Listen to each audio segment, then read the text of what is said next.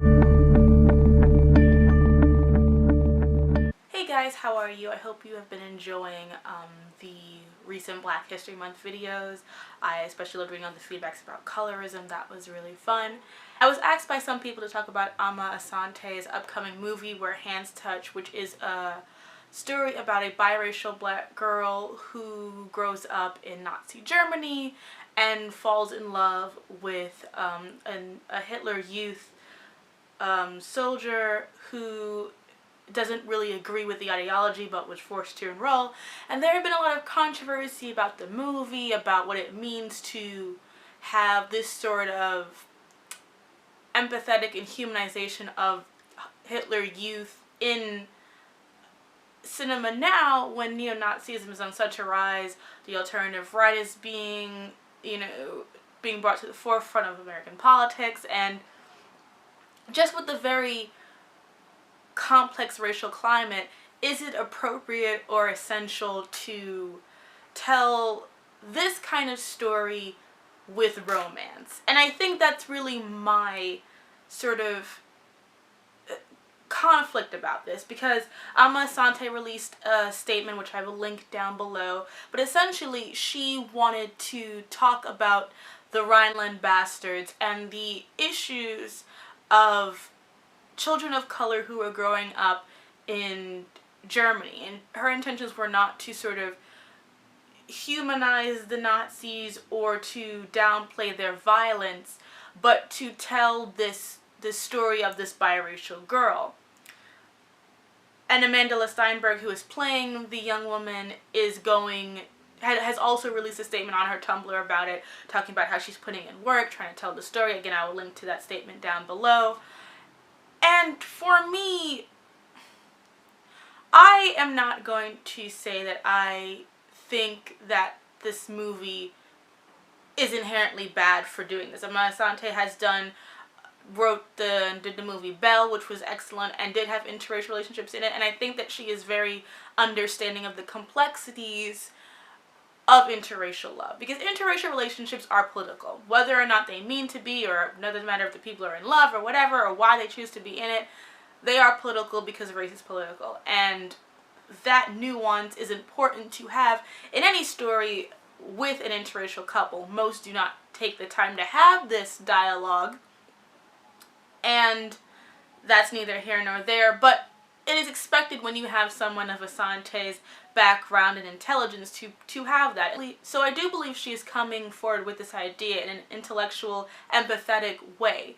However, I do think there is this persistent problem of always wanting to have these romances between oppressors and the people they oppress, but oh, he doesn't really believe what he does. I mean, you see this all the time when you look at old tragic mulatto stories. There's always a story about this guy who doesn't really believe in the inherent inferiority of black people, but he still has slaves, and he'll take a wife who's a passing mixed race person and will, endow her with all of the accoutrement of seeming like a wife, while knowing that because where they live, they will never really have a future. If he dies, then everything will be set into disarray. This happens and is the main point of Frances Harper Iola Leroy.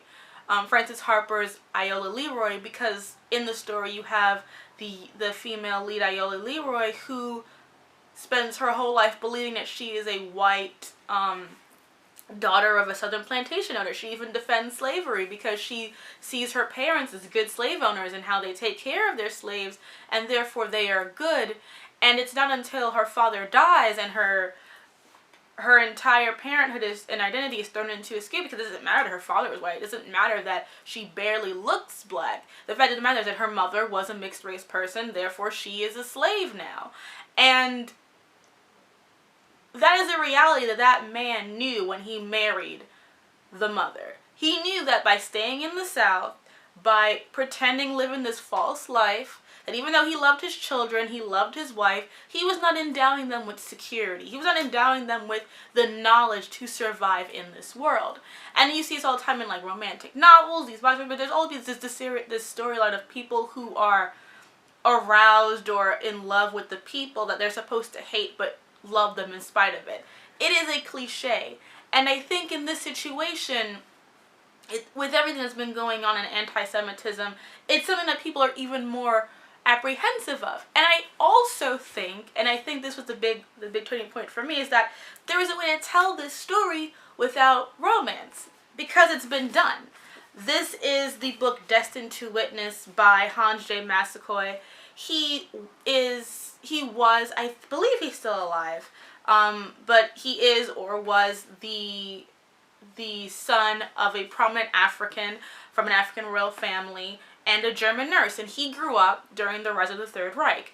And this memoir is about his life growing up in working class Germany during the rise of the Third Reich, during the fall of it, and sort of his immigration from Germany post World War II into Europe and into America eventually. And he talks about a lot of the issues growing up as a black man. He talks about the Rhineland Bastards, and this was reading this book was the first time I'd ever heard of it, and I believe I have the posted here, where they talk about, Hitler speaking in Mein Kampf about how the Negro blood has infected the Rhine, and how France is secretly because a lot of black soldiers came in during World War I fighting in France, and so there was a population of soldiers who came in from France, and black soldiers came in from France, and they slept with these white women, and they produced these children, and they wanted to basically euthanize them to ensure that they could never reproduce and just cut it out at the bone. And it was I would read it and I was so shocked because I had never heard of it before, but what this memoir does is it tells the story beautifully, cohesively, and it also spotlights the working German class who were apathetic at most towards a lot of Hitler and the Nazi policies, but didn't really have a say in what happened, were not in control of it, but really just wanted to see, in their eyes, Germany come out of this very dire situation that it was in. And I think what Hans does a really great job of doing is showing their reality without feeling the need to put moral labels on it. It's very out there clear. You can see the people who embrace these racist dogmas, the people who don't, and it's just a way of their life. And there's no deep romance between him and some, SS Nazi youth girl, but he does have a relationship with white women throughout the novel because it's Germany, there's more of them than there are of him, but it's about his identity as a black man and learning what that means and trying to form it in a very complicated, changing world. My favorite parts of this memoir is when he is there viewing the Olympics and he's seeing and he's watching black athletes perform, and he's finally seeing something positive in black with him and how that attaches to him. And so for me, my biggest criticism about the movie is that there was a way to tell this story without romance, without you needing to put the SS and Hitler youth right at the forefront of telling this story about romance. You could have done it with a working class German family. You could have done it with, white Jewish family. You could have done this in so many different ways, but choosing Hitler Youth, whether or not he's a rebel or not, is a political decision, and you're choosing that to try to humanize and realize that, not everyone in Hitler Youth believed in those practices. Yes, but they were upholding them just by putting on that uniform. This book, this memoir, does everything that Asante says she wants to do in that statement. It tells the story of people of color growing up in Nazi Germany. It tells about their reality. I do appreciate that she wants to do it from a biracial woman's perspective,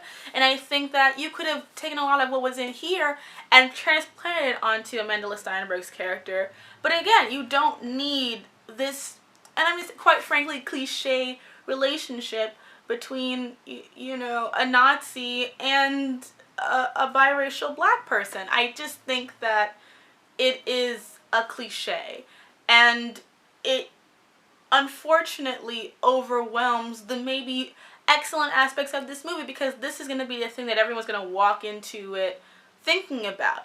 is how she portrays this Hitler Youth, instead of talking about the reality of what it is to be a person of color growing up in Nazi Germany, which is a story that needs to be told and should be told and has deep, deep relevance today. But yet we're not talking about that. We're talking about why she chose to have a Nazi as the love interest. And like I said, when you're talking about interracial relationships, everything's political. So I just feel like that choice, while well-meaning, was probably not the best one. And I think that this book, I would recommend it to anyone who really wants to hear about the story of what it would be like growing up as a person of color during the Third Reich, to really check it out. I will link to it below in the description box, and I think, check it out. I think it's an excellent read. It's so quick, even though it's a little bit under 500 pages. I think it's just 440-ish. Yeah, just under 450. And I think that you will get a lot out of it, especially if it's a story that you're interested in. And as for Where Hands Touch, I hope that the faith that I have in her will be founded, but I just, with all of her stories of the recent three, Belle, I think the other one's A United Kingdom, and this one, I do hope that she doesn't just feel like the only stories she can tell about black relationships and black love are necessarily interracial ones.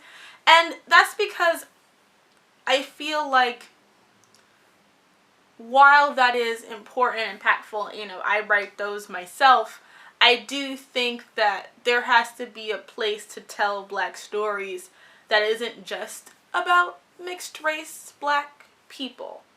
I think that we have to remember that the spectrum of blackness, if we, like I said before in the colorism video, if we always make it light-skinned people, we are leaving out a very important group and an important part of blackness in telling those stories.